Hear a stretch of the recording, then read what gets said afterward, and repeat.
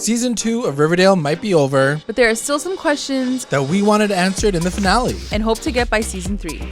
Welcome to Recap Rewind Recon. I'm JLAG. And I'm NB. And we are asking the questions that the Riverdale Season 2 finale didn't answer. Also fan theories. Yeah, fan theories.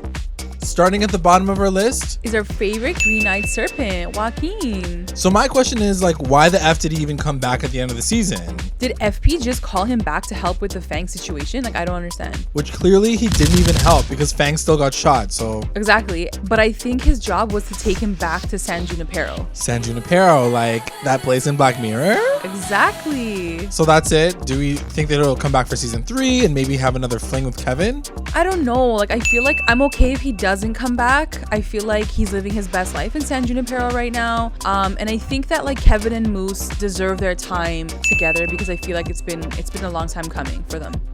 Next one up is the return of Smithers. Like, he wasn't the most interesting character, I'm not gonna lie, but he's def a comic book classic. And he also came through pretty hard for the Archie Hiram storyline this season. Yeah, he def isn't a fan of Hiram, so it's gonna be interesting to see if he ever comes back to help Veronica or even Hermione with taking down Hiram. So is the idea that Hiram is gonna be taken down in season 3? I think the majority of season 3 is gonna be the aftermath of what Hiram did to Archie and the core 4 having to like bring him down or at least call him out for his ish. True. And that takes us to our next spot, Mr. and Mrs. Lodge, the power couple of the town. But not the power couple in the bedroom, if you know what I mean. Where's the heat? Where's the sizzle? These two barely even held hands. Yeah, and then in chapter 34, we finally see Hiram laying down the coldest peck ever existed. Yeah, like, doesn't he know that Fred was literally all up in Hermione's face in season 1? Look at him, like he's like literally eating her face in that scene. I mean, I think that's the issue. He can't really get over the fact that Hermione like done cheated on him. Hiram needs to step up his romance game, or we might as well say adios to these two. Next up is Kevin Keller's entire existence in Riverdale. We are here fighting for Kevin to have more scenes. And more lines that don't just have him saying, "That's hot." You're hot. Hot Riverdale dads to the rescue.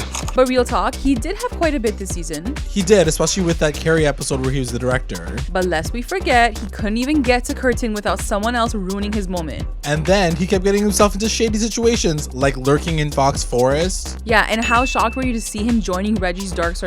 It was honestly so random. But yeah, totally down for Kevin to have some more meaningful relationships and scenes. And I guess I'll come with Moose. Even though we're not too excited about Kevin taking him back like that quickly though. It was so fast, and hopefully in next season he gets to play a bit more like hard to get. Doubt it.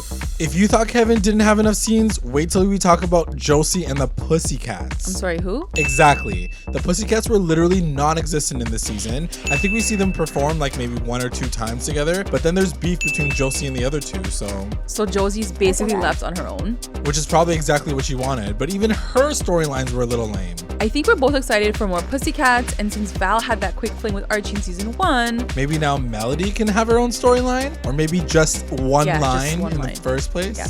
I mean, you do love your cheese fries, Josie. We are here every single week rooting for the mommies of Riverdale. But there was one mommy this season that had us shook with her deliberate shadiness. Like, if you thought Clifford Blossom was shady AF, then his wife definitely takes the medal because she goes from being burnt to a crisp to selling her vajayjay. And she gives 0 Fs with bringing her clients to her home, where her daughter lives. On top of that, she's still such a savage beast to her own daughter. You are a jealous, spite-filled, starving, emotional anorexic. She even sent her to a freaking gay conversion camp for hanging out with Tony 1 time. She's just a ruthless train wreck, and I don't know if she plans on slowing down anytime soon since she's still planning to open up a brothel in Riverdale. I can't. Like, she's crazy. Yeah. In our next spot is the questionable future of Velo as we know it. Help me, I'm poor. Which basically means without her daddy's money, is she gonna become basic Ronnie? Exactly. Like, are her clothes gonna change? Is she gonna have enough money to get her nails did? What about her eyebrows? Yeah, like, is she gonna be this like simplified version of herself? Honestly, why did she even give up all of her money for just one freaking restaurant? I'm honestly ready to see a badass Veronica, maybe a little evil, maybe a little more dark, and I don't know if that Veronica is gonna be the same as basic Ronnie. Like, what happens if you strip a rich girl of all of her money? We'll have to wait and see. And along came Polly in the next spot. Yeah, because we literally thought we were saying goodbye to Polly when she left for San Fran. But then she comes back after Hal's named the Black Hood, and she's like, "Mama, I got you. Join my cult/farm and you'll find the light," or something. And it does seem like Polly may be the one that's messed up or has something up her sleeve. How far they'll take that storyline, I'm not really sure, but maybe it's more of how she affects Alice, because I can't imagine Polly becoming a series regular at this point. It's very true. I'm sure Alice will be influenced by her, but then FB comes along and like saves her at the end. Imagine it's just a fancy yoga retreat where they do savasana and drink kombucha all day. For real though, the kids of Riverdale could use a little yoga and a lot of counseling in season 3. Okay, so Chic's storyline was probably one of the biggest open endings of season 2.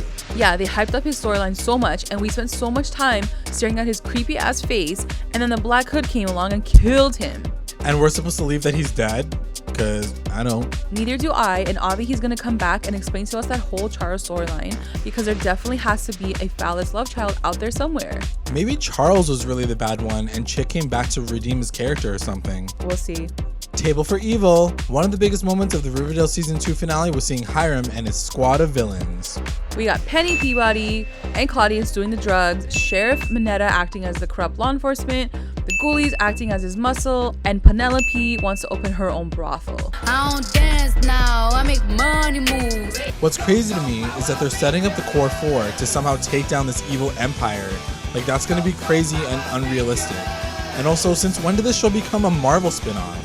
The next spot goes to Alice Cooper and FP Jones, who literally made us so jealous of a piece of gum. We love these two, and it took so long to see them together or having a moment together, and all we got was this damn handhold. And then this effing teaser of a shot where Alice goes to visit FP at his trailer, and he's so effing excited to hook up with her that he tosses out his gum. Yeah, because they're gonna go make out all night. And other stuff.